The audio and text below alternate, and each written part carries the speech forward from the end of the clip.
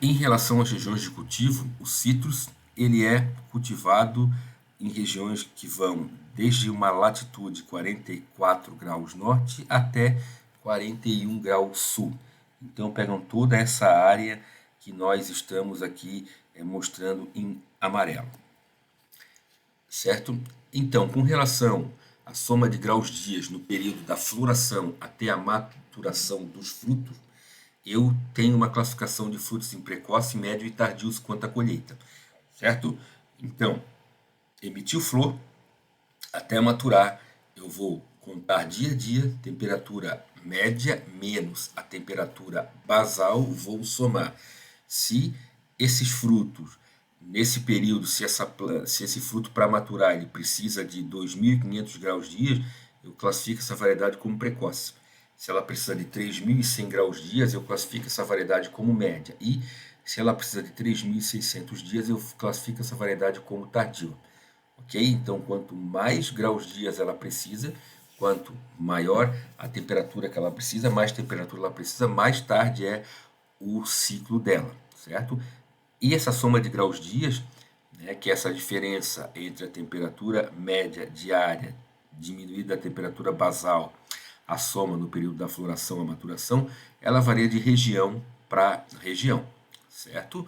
Então, tem regiões que eu tenho temperatura mais alta, regiões que eu tenho temperatura mais baixa, então isso acaba interferindo na classificação das variedades, né? E isso me indica também, claro, para a região, o tipo de variedade que eu posso plantar. Eu não vou pegar uma região que me oferece baixa, né? Uma temperatura mais baixa, produzir uma variedade que precisa de uma temperatura mais alta, enfim. Então, com relação nessa soma de graus dias nesse período, eu classifico as variedades, né? Então, aqui eu tenho a classificação de precocidade de maturação em ordem decrescente, da maior para menor. Então, se eu for ver o limão verdadeiro, ele matura antes da laranja precoce, que matura antes da tangerina, que matura antes da laranja meia estação, antes de laranja tardia e antes ainda de pomelo, certo? E a temperatura, pessoal, ela causa uma característica muito importante nos frutos, bem características, que é a mudança na coloração da casca, certo? Então você vai no supermercado, é comum você encontrar laranja verde, laranja amarela, e quando você corta as duas estão maduras. Opa, o que é isso? Isso é efeito de amplitude térmica, efeito de temperatura, né? Então, uma laranja, certo? Que vem do Rio Grande do Sul, ela tem uma coloração mais característica da espécie, uma coloração mais amarela. Já de São Paulo para cima, que a amplitude térmica é menor, a coloração da casca não se acentua, certo? Então, a intensidade de coloração do fruto está ligada à amplitude térmica, ok? Quanto maior a amplitude térmica, ou seja, maior a temperatura máxima, maior a diferença de temperatura entre a máxima e a mínima num dia, mais acentuada é a coloração da cor da casca, né? Então, se eu tenho uma laranja que é bem amarela, se eu plantar ela no Rio Grande do Sul, ela vai ficar bem amarela. Se eu plantar ela em Sergipe, ela não vai apresentar essa característica, tá? Então, o efeito da amplitude térmica é mais efetivo na maturação, ok? Quanto menor a amplitude térmica, maior é o tamanho dos frutos. Então, menor a amplitude térmica, por exemplo, São Paulo, não acentua a coloração da casca, mas eu tenho um fruto maior do que no Rio Grande do Sul, certo? Né? Então, enfim, quanto menor essa amplitude térmica, maior o tamanho do fruto. Cascas apresentam-se mais verdes e finas, então a casca de São Paulo é verde e fina, diferente da do Rio Grande do Sul, que é uma laranja mais amarela e com casca mais grossa. Apresentam, quanto menor a amplitude térmica, menor teor de sólidos solúveis e maior concentração de ácidos, né? Então, elas apresentam um teor de açúcar menor do que uma laranja do Rio Grande do Sul, que apresenta um teor de açúcar mais doce. E como eu faço para obter mudas, pessoal, mudas cítricas? Então, primeiro, existe toda uma legislação que rege, que regimenta, que regulamenta no país a produção de mudas.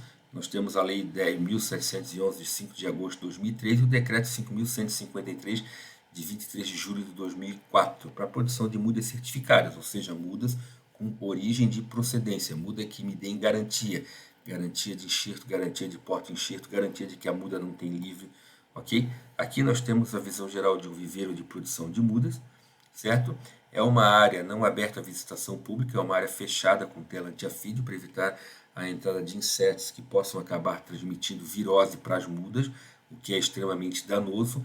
Então, geralmente na entrada aqui, a gente vai encontrar, né, esses dois pedilúvios aqui, certo? Um com cobre e outro contendo amônia ou cal, para que ocorra a desinfecção dos calçados. Aqui nós temos, né, um jardim clonal de plantas matrizes. Aqui nós temos os ramos com as borbulhas para que se faça uma enxertia nos citros. E aqui nós temos, né, a produção comercial de muda cítrica. Certo? Vejam o padrão de muda, são mudas que não ficam no chão, viveiro telado, controle muito rígido de pragas para evitar a entrada, para evitar a disseminação de insetos, a disseminação de fungos, vírus e todo o agente que possa trazer dano aos cultivos, certo? Essa tabela, ela mostra para a gente algumas características de porta-enxertos comerciais de citros. Hoje se usa bastante o Pônfilo trifoliolata e o Citrumelo swing. Por exemplo, o Pônfilo trifoliolata é indicado para solos úmidos. Em relação à resistência seca, ele apresenta baixa resistência seca, né? Obviamente ele é indicado para solo úmido porque ele não é resistente à seca. Ele apresenta alta resistência à gomose, que é a extração de goma do caule. Ele apresenta uma grande resistência à tristeza dos citros. O início de produção dele é precoce, áreas em média com 2.500 graus dias é o recomendado para ele exige isso, né? A qualidade dos frutos é ótima, apresenta uma boa produção e o tamanho das plantas são pequenos. Então aqui eu tenho características que me indicam o tipo de porta-enxerto que eu vou usar. Ah, se eu estou utilizando uma região de solo arenoso, eu vou utilizar o Pônfilo trifoliolata? Não. Região de solo arenoso é uma região de solo seco, a areia não retém muita areia, então já para solos arenosos eu uso um citrumelo. Aqui é uma foto que mostra um padrão de muda, né? Note que existem nos viveiros, né, a identificação por cor da variedade copa e do porta-enxerto. A altura do porta-enxerto, em média 10 centímetros, certo? É feito a enxertia. A planta, quando ela está pronta, né, ela tem uma altura entre 40 e 50 centímetros. Ela vai em sacola com uma altura média de 30 e diâmetro de 10 centímetros.